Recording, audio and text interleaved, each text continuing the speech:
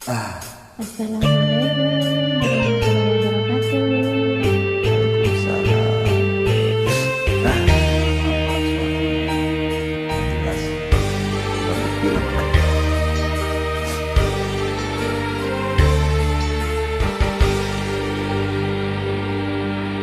Mengapa dalam perjalanan cintaku selalu ada yang merintangi, ada diriku yang hina.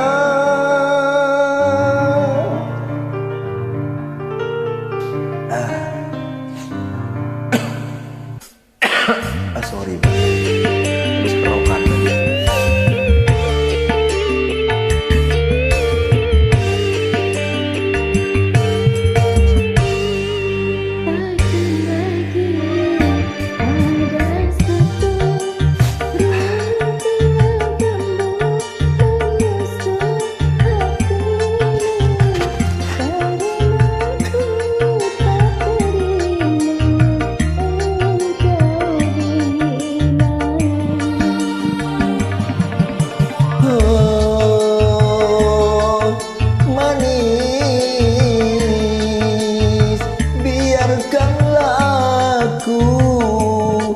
Aku ini orang kecil, harus hitung-hitung kecil. Pagi sore aku selalu menimbang diri, memang tak pantas bersanding denganmu.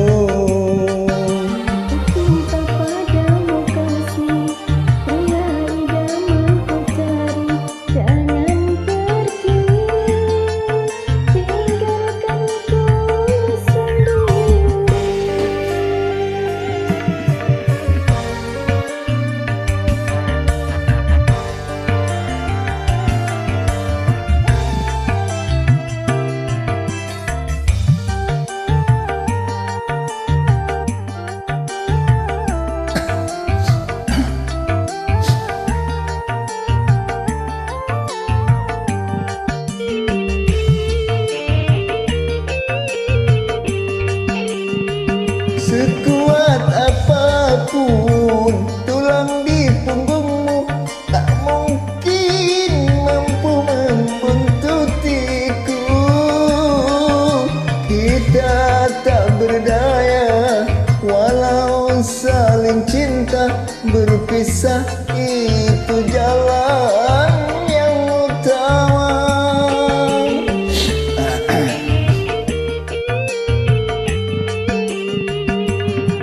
Jubah hitam ini, tongkat panjang ini, menjadi teman sependeritaanku.